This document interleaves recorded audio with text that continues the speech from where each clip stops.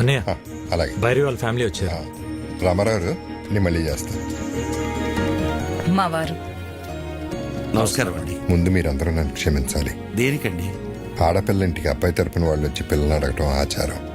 దానికి విరుద్ధంగా మిమ్మల్ని ఇక్కడ రప్పించినందుకు. అదేం లేదండి, మేము ఎప్పటి నుంచో బెంగాల్లోనే ఉండిపోయాం. తెలుగు నేల మీద అడుగుపెట్టి ఈ మట్టి వాసన పీల్చే అదృష్టం మీ వల్లే కలిగింది. లేదండి, మీరడిగిన ఒక్క ప్రశ్న మా విక్కీని మా ఇంటికి చేర్చింది. అందుకు మేమే మీకు థ్యాంక్స్ చెప్పాలి. ఏంది పెద్దోడా చుట్టాలతో ఈడే నిలబడి మాట్లాడేదే. లోపల పదండి పదండి. రండి. మీ సెలక్షన్ నాకు చాలా నచ్చింది. ఆ ఫ్యామిలీని చూస్తే బాగా రిచ్ గా ఉన్నారు. కరెక్ట్ గా చెప్పావక్క.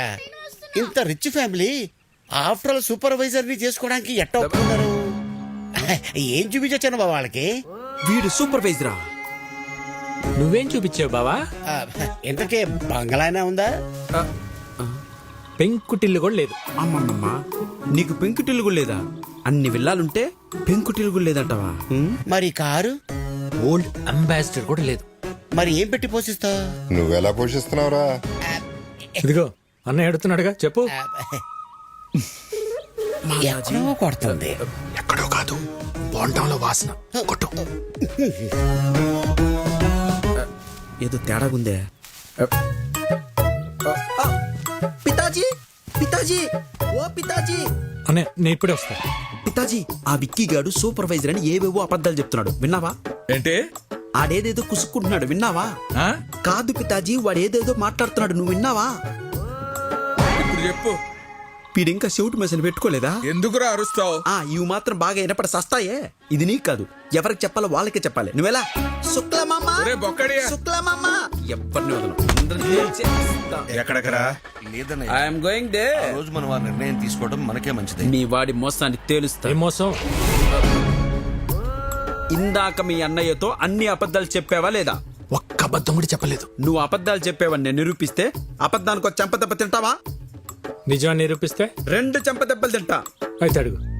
నీకు అన్ని విల్లాలుంచుకొని మీ అన్నయ్యతో నీకు బెంగాల్లో ఒక్క పెంకుటిల్లు కూడా లేదని చెప్పావా లేదా? ఒరే బొకాడి, నాకు బెంగాల్లో విల్లాలు ఉన్నాయి గానీ పెంకుటిల్లు లేదుగా. మరి నిజమేగా. మరి సెకండ్ క్వశ్చన్. నీకు బెంగాల్లో అన్ని కార్లు ఉంచుకొని అంబాసిడర్ కూడా లేదు అని చెప్పావా లేదా? ఒరే బెంగాలీ రసగుల్లా, నాకు బెంగాల్లో మెర్సిడీస్ బెంజ్ ఉంది గానీ ఓల్డ్ అంబాసిడర్ లేదుగా. లేదుగా. మరి లేదుగా. అసలు అబద్ధానికి 2 దెబ్బలాగా అనుకుంది, మరి 4 కొట్టారా? ఇటు తిరుగు. మనిషికి 2 అనుకున్నాం. భలే భలే పిచ్చి పప్పలరా మీరు. మనిషికి 2 అనుకున్నప్పుడు మీరున్నది 3, 3 2 ఎంత? 6. మరి 4 కొట్టారా? కరెక్ట్. నువ్వు చాలా జెన్యూన్ పర్సన్, నువ్వు నాకు నచ్చా. సరిపోయిందా? సరిపోలేదు, but I have little bit confused. I will come later. ఇంకా కన్ఫ్యూజన్ పోలా. I have some work. We don't have work. గుర్తు చేసి గూప పగల కొట్టించుకోవడం అంటే ఇదే సార్. మీరు మరీ సార్ అన్ని అబద్ధాలన్నీ మీరే చెప్పి అవన్నీ నా చేత నిజాలను ఒప్పించి ఏంటి సార్ మీ స్ట్రాటజీ? మన స్ట్రాటజీ ఏంటో ఒకసారి చెప్పండి రా. Okay boss. ఇప్పుడు ఆడు చెప్తాడు. ఓకే. మా బాస్కి 2 పాలసీలు తెలుసు. ఏంటి? ఒకటే, ఆయనతో సమానమైన స్టేచర్లు ఉన్నాడైతే 4 తన్ని స్టేచర్ మీద పడుకుని పెడతాడు. మరి రెండోది? నీలాంటి పొకోడిగాడు అనుకో, పిచ్చెక్కించి మెంటల్ హాస్పిటల్ బెడ్ మీద పడుకోబెడతాడు. పొకోడి నయాల. నిద్రపోతున్న ఉడతను లేపారా మీరు?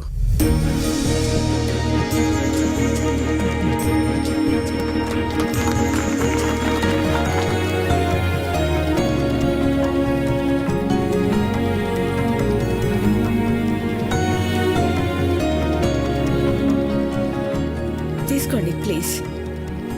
రాజారాం గారు, మీ గురించి మేము ఊహించిన దానికంటే గొప్పగా ఉన్నారు. మా భైరవికి మీకంటే మంచి కుటుంబాన్ని మేం కూడా తీసుకురాలేం.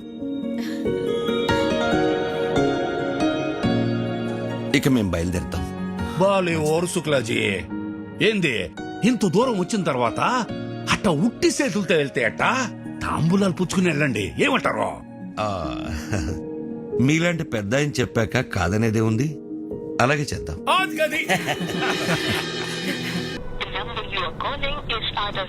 ఈ రవీంద్ర గాడి ఫోన్ పనిచేయట్లేదేంటి? అల్లుడు, ఒక కొత్త సిటీకి వెళ్ళి కొత్త మనిషి గురించి కనుక్కోవాలంటే కొంచెం టైం పడుతుంది. ఎందుకు టెన్షన్ పడుతున్నావు? సార్ రవీంద్ర వచ్చాడు సార్. వచ్చాడా? ఏంటి రవీంద్ర అప్పుడే వచ్చావేంటి? సార్ కలకటాలో వాడి పేరు తెలియని వాడే లేడు సార్. పేరు చెప్పగానే వాడి అడ్రస్ తెలిసిపోయిందంటే వాడు ఎంత ఫేమస్ చూడండి.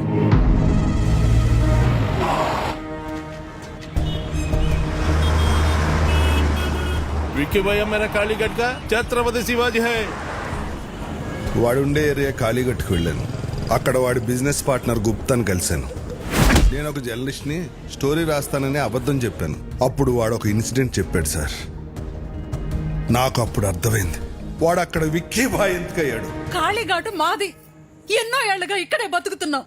మేం ఖాళీ చెయ్యం. సేటు, మీది 400 కోట్ల హోటల్ కావచ్చు, మాది 4 తరాల ఎమోషన్.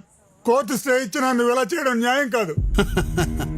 మీరు కోర్టు ఆర్డర్ని నమ్ముకుంటే నేను ముఖర్జీ సేట్ని నమ్ముకున్నాను. ఈ ముఖర్జీ నమ్ముకున్న వాళ్ళ కోసం ఎంతమందిని చంపడానికైనా రెడీ. మరి మీరు నమ్ముకున్న ఆ విక్కీగాడు మిమ్మల్ని కాపాడడానికి వస్తాడా?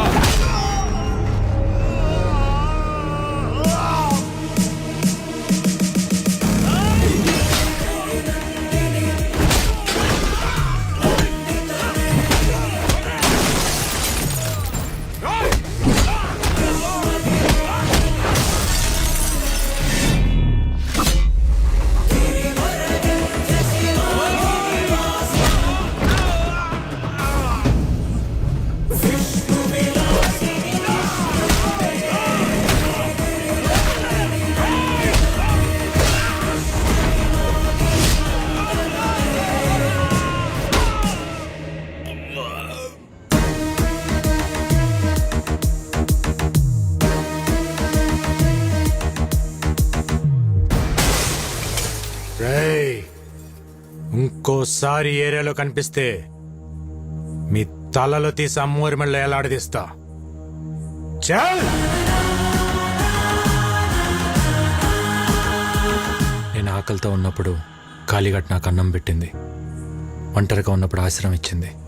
అలాంటి కాళీఘాట్ కష్టంలో ఉన్నప్పుడు ఆదుకోవటం కృతజ్ఞత కాదు, నా బాధ్యత. థ్యాంక్స్ బేటా. వీడి క్యారెక్టర్ ఏంట్రా ఎలా ఉంది? ఒక్క పూట అన్నం పెట్టినందుకే ఇంత చేశాడంటే వాళ్ళ అన్న హోటల్ ముయించి ఎంతో మందికి అన్నం లేకుండా చేశావు. నిన్నేం చేస్తాడో.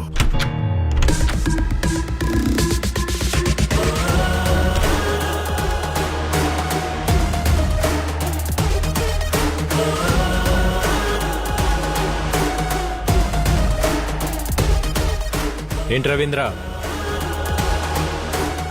కలకటా ప్రయాణం బాగా జరిగిందా? బై ద వే, నా గురించి తెలుసుకోవటానికి కలకటా పంపించింది జీకేనే, కానీ నువ్వు ప్రాణాలతో హైదరాబాద్కి తిరిగి వచ్చేలా చేసింది మాత్రం నేనే.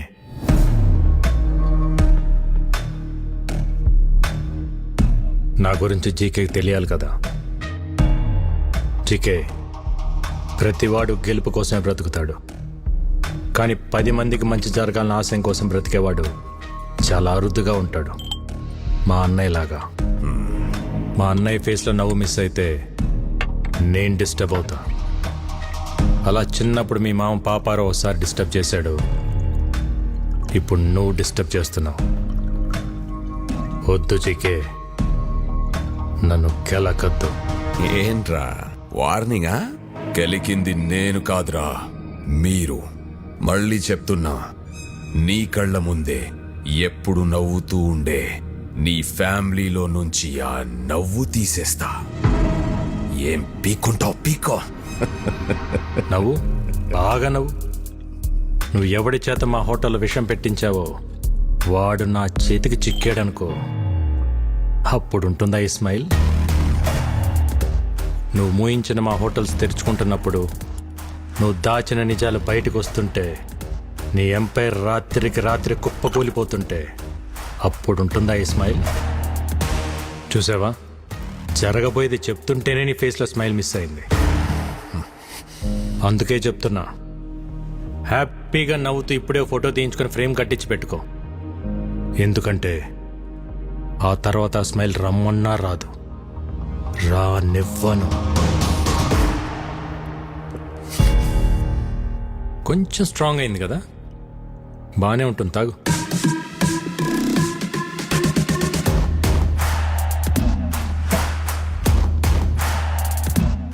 రేయ్, నువ్వు పెట్టుకుంది మా అన్నయ్యతో, కానీ ఎదుర్కోవాల్సింది నన్ను. All the best.